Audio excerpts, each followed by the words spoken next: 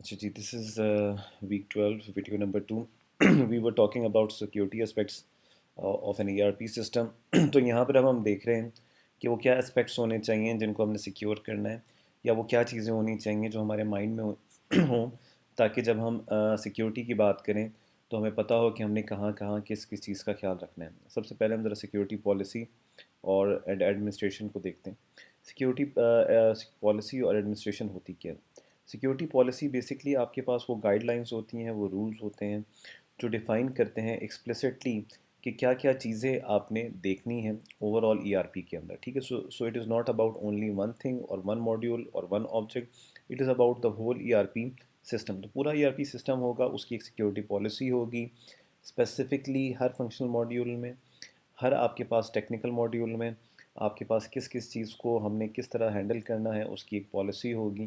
तो that is security policy. तो security policy is very important to have. फिर आपके पास एक और चीज़ होती है सिक्योरिटी पॉलिसी में, ये पता होना चाहिए सब्जेक्ट और ऑब्जेक्ट का रिलेशनशिप। सब्जेक्ट क्या चीज़ होती है? वो शख्स जो आपके कुछ रिसोर्सेज को यूज़ करेगा, और रिसोर्सेज को हम यहाँ पर क्या नाम देते हैं? ऑब्जेक्ट देते हैं।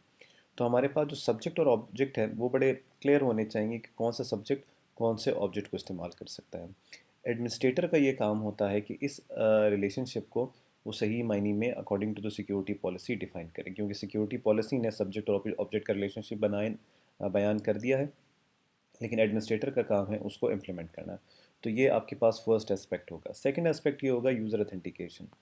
अच्छा जी, एक तो जैसे हम अभी बात कर रहे थे, जब हम नेटवर्क सिक्योरिटी की हम बात कर रहे थे, तो उसमें हमने कहा था कि जी हमारे पास जो ऑफिसेज़ हैं, ज़रूरी नहीं है कि वो एक ही लोकेशन पे हो। हमारे पास डिसेंट्रलाइज्ड वर्क प्लेसेस भी हो सकती हैं, हमारे घर हो सकते हैं, हमारे डिफरेंट ऑफिसेज़ हो सकते हैं। और जब हम डिफरेंट ऑफिसेज़ को स्पेसिफिकली हम बात करते हैं तो हम कनेक्ट करते हैं through VPN, virtual private network से। तो वहाँ पर आपके पास सिक्योरिटी जो है काफ़ी हद तक बेहतर हो जाती है, क्योंकि ऑल दो it is over the internet, लेकिन आपने ऊपर ओवर द इंटरनेट ही अपना एक प्राइवेट नेटवर्क बनाया होता है। बट एक बात जो आपने कंसिडर करनी है, जो मोस्ट ऑफ द अटैक्स आते हैं वो इनसाइड द ऑर्गेनाइजेशन आते हैं।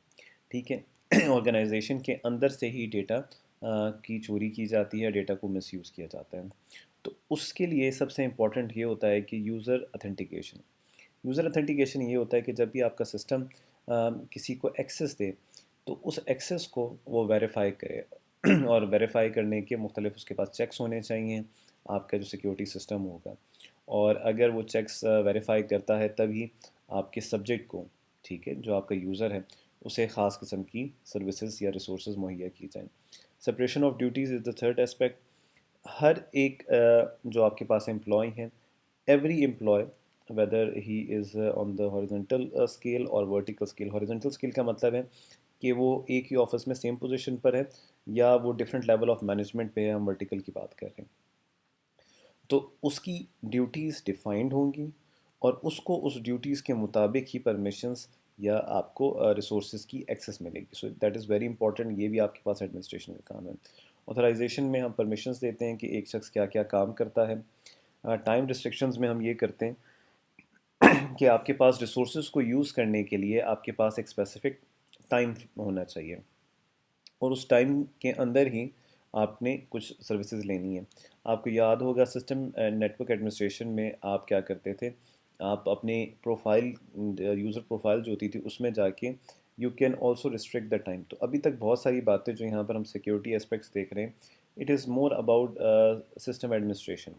तो उसमें भी आप टाइम को रिस्ट्रिक्ट कर देते थे कि जी फॉर एग्ज़ाम्पल किस दिन में किस टाइम तक एक शख्स ने अपने आपके जो रिसोर्सेज हैं उसको इस्तेमाल करना है।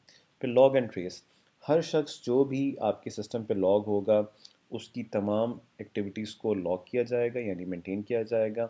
और in case of any issue, every activity should be traceable, यानी हम उसका ऑडिट भी कर सकें। ठीक है, देन हमारे पास डेटाबेस की सिक्योरिटी आ जाती है। डेटाबेस में हमारे पास बहुत सारे सिक्योरिटी थ्रेड्स हैं, जिसमें हमारे पास सीक्वल इंजेक्शंस वगैरह हैं, डेटाबेस को डंप करने का तरीका, डेटाबेस की एंट्रीज को डिलीट करने का। There are so many attacks. तो उन तमाम अटैक्स से बचने के लिए आपका डेटाबेस जो होना चाहिए बहुत सिक्योर होना चाहिए। जैसे हमारी लास्ट लेक्चर में जब हम डेटाबेस को डिस्कस कर रहे थे, तो उसमें हमने कहा था कि जी ये हमारे पास जो स्पेसिफिक वेंडर्स होंगे, हमारे पास डेटा बेस ऐसा होना चाहिए कि हम किसी भी वेंडर से लें لیکن وہ روبسٹ ہونا چاہیے، وہ ریزیلینٹ ہونا چاہیے، ٹھیک ہے.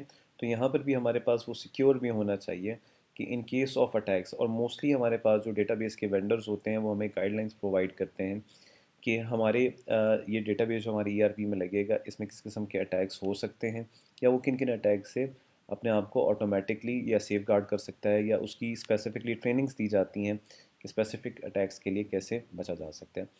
تو ہمارا جو فرسٹ ہاف تھا آج کے لیکچر کا وہ یہاں پر ہم سم اپ کرتے ہیں. اور یہ فرسٹ ہاف کے جو ہمارا تھا آج کے لیکچر کا، اس کا مقصد ہی یہ تھا کہ ہم یہاں پر ایک چیز کو ویریفائی کر سکیں یا سمجھ سکیں کہ وہ کن کن چیزیں ہیں، وہ کیا کیا چیزیں ہیں ERP میں جن کو ہم نے سیکیور کرنا ہے. ٹھیک ہے، تو یہ ہم نے کچھ ایک جرنل یا ایک براڈر اوور ویو لے لیا کہ ہم نے کن کن چیزوں کو سیکیور کرنا ہے. ٹھیک ہے.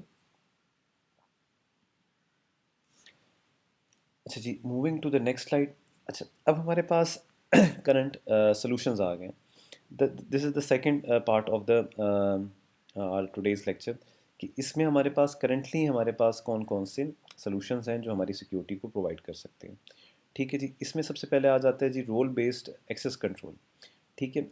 جتنے بھی ہمارے پاس ابھی سولوشنز ہیں ان میں جو میجورٹی آف سولوشنز ہیں وہ RBAC کے بیسڈ ہیں. ٹھیک ہے، یعنی وہاں پر ہم رول بیسڈ ایکسیس کنٹرول کرتے ہیں. ٹھیک ہے. اب ہم نے ذرا سمجھنا ہے کہ رول بیسڈ ایکسیس کنٹرول ہوتا ہے کیا.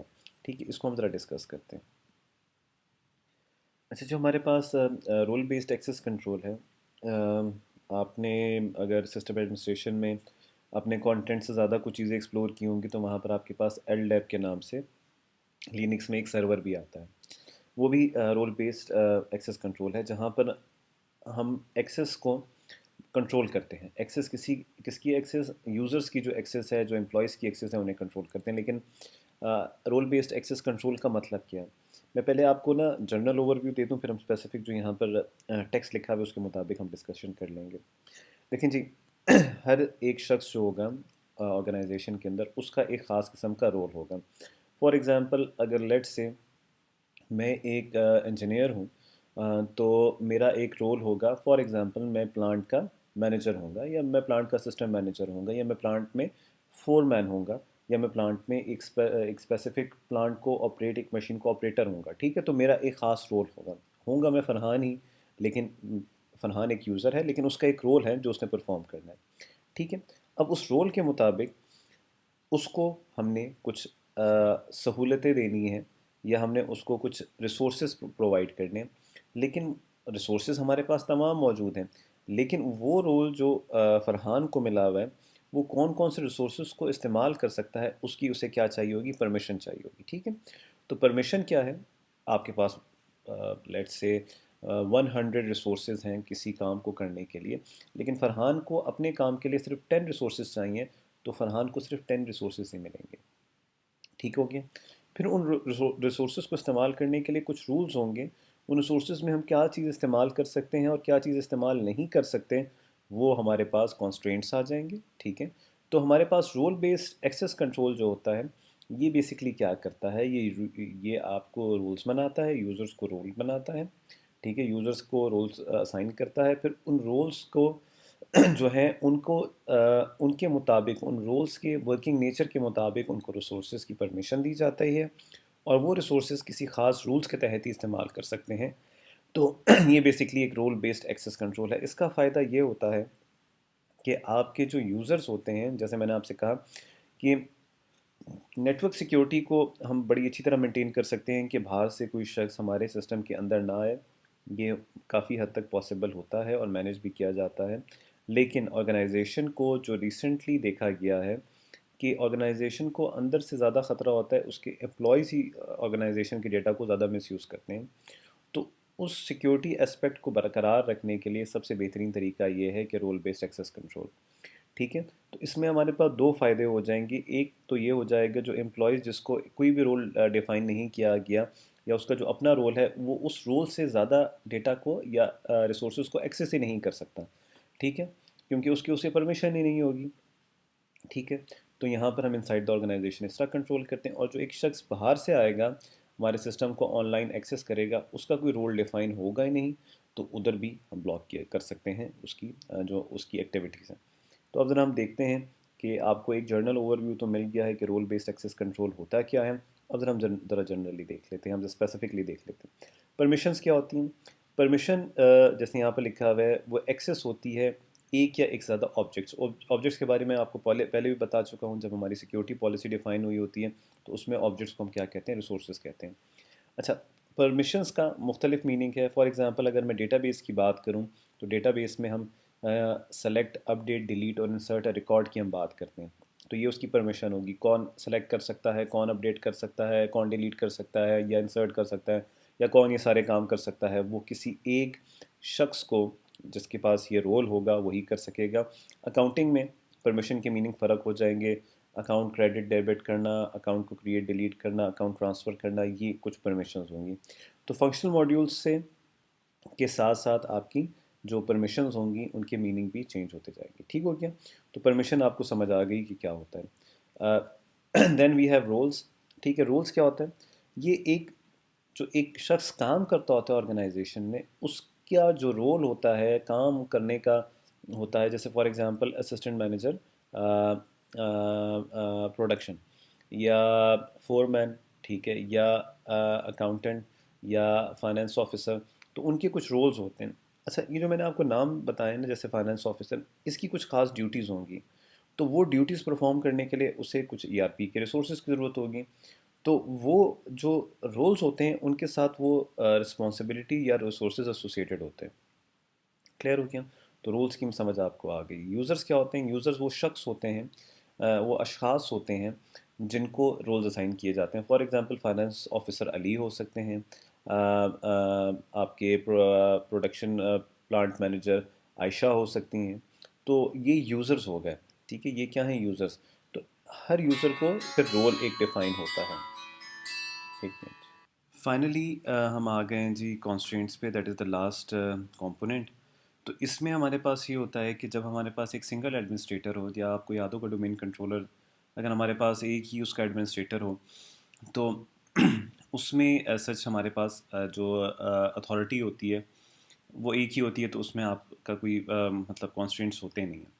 But if you have multiple sites, آپ کو یاد ہوگا سائٹس یا ملٹیپل ڈومینس جس پہ آپ نے تمام کام کرنے ہیں, تو اس میں آپ کے پاس ایک ہرارکی ہونی چاہیے ایڈمنسٹریٹرس کی. تو پھر وہاں پر جو سینئر ایڈمنسٹریٹر ہوتا ہے وہ جونیئر ایڈمنسٹریٹر کی ریسٹرکشنز لگا سکتا ہے, یا اس کی کچھ رولز ڈیفائن کر سکتا ہے. تو جو ہم نے رولز کی بات کی تھی اس کی ہم بات کر رہے تھے, کیونکہ یہاں پر آپ اگر ایک چیز دیکھیں کہ آپ کا جو ایڈمنسٹریٹر ہوتا ہے وہ یوزر سے رول کو کنیکٹ کرتا ہے اور پھر رولز کو پرمیشن دیتا ہے, لیکن وہ permissions on the basis of certain constraints ہوتی ہے, جو کانسٹرینٹس اپلائی کی جاتی ہے فرام دا ایڈمنسٹریٹر. ٹھیک ہے جی, یہاں پر ہمارے پاس یہ سیکنڈ ویڈیو ویک 12 کی ہم ابھی ختم کرتے ہیں. یہ ٹاپک کنٹینیو ہے, اس کو ہم اپنی تھرڈ ویڈیو میں کنٹینیو کرتے ہیں. Thank you.